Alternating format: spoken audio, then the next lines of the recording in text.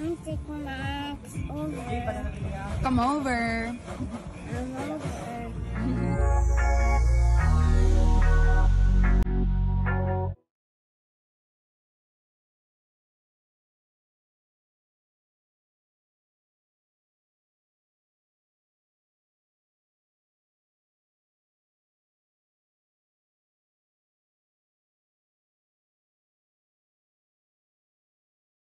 Maganda nga ang gising ni Lilo kaninang umaga. Pagbaba pa nga lamang nito ng kanilang hagdan papunta sa kanilang kitchen kung saan naroon ang kanyang mama Andy, ay nakangiti na nga itong si Lilo.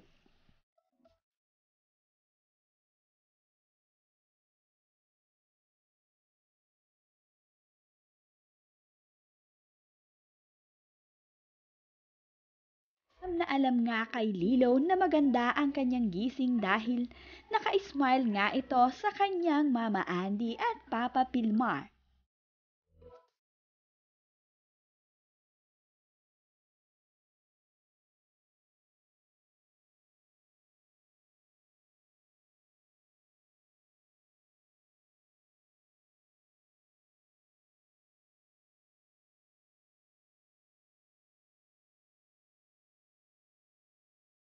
Dahil nga maganda ang mood ni Lilo, ay inaaya nga niya ang kanyang Tita Max Eigenman na magpunta dito sa Siargao upang makita nga nito ang ganda ng isla ng Siargao at makadalaw nga ito sa kanilang bahay dito sa Siargao.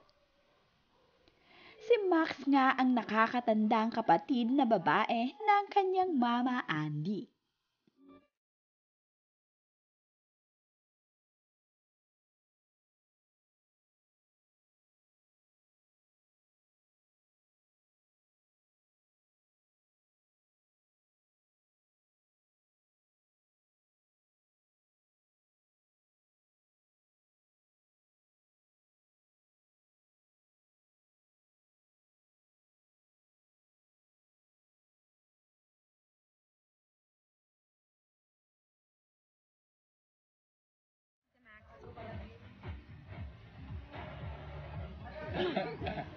Say hi, Tita Max.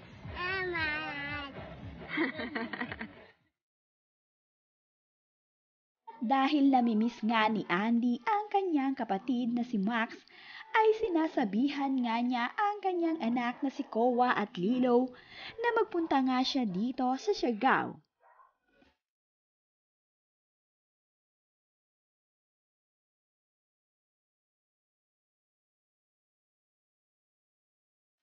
Si Kowa naman ay tila nga nauutal sa kanyang sinasabi.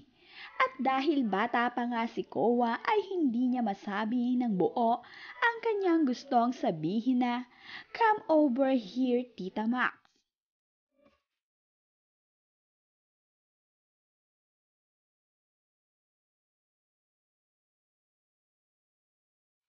Tuwang-tuwa naman nga si Andy na tinuturuan ang kanyang anak na si Kowa. Nasabi naman ni Kowa ng pabulol ang Tita Max.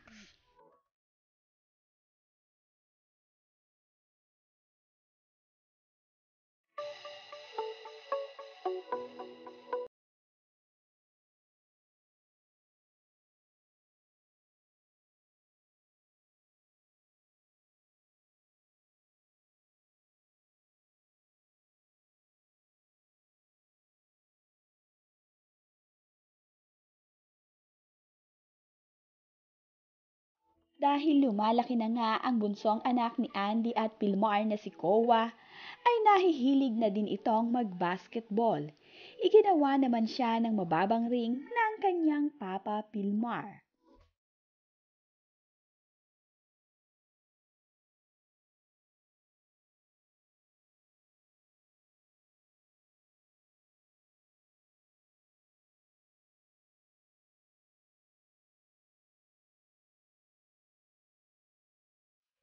Lilo naman ay muling nag-selfie ngunit noo nga lamang at buhok nito ang nakikita.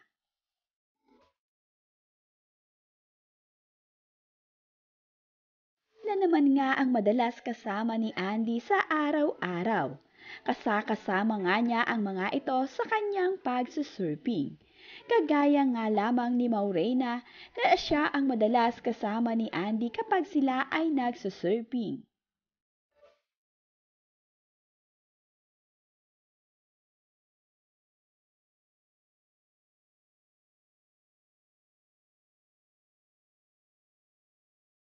Husay na ngang mag-surfing itong si Andy at malakas na nga ang kanyang loob na kahit na nasa malalim na lugar pa ito mag-surfing ay kayang-kaya na niya.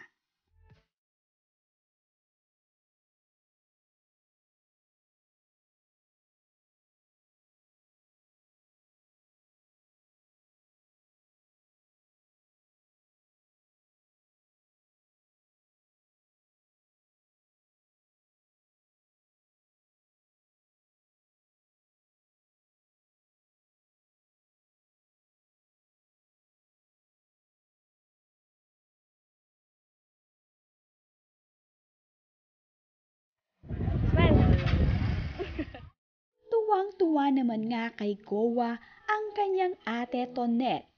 Pinapa-smile nga niya si Kowa ngunit tila naman pilit na pilit ang smile ni Kowa para lamang mapagbigyan ang kanyang ate.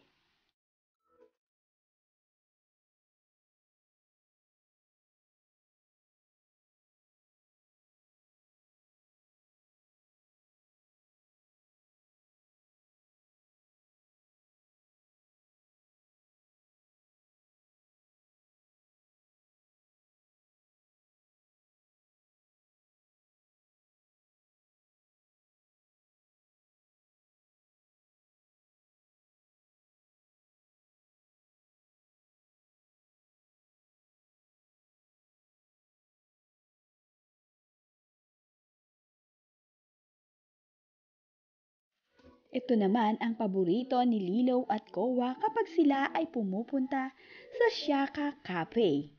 Ang orange juice or mango juice ang kanilang palaging order.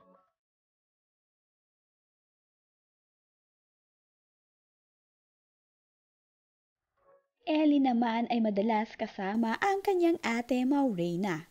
Ito nga ang kanyang kabady-bady kapag siya ay nagti-TikTok.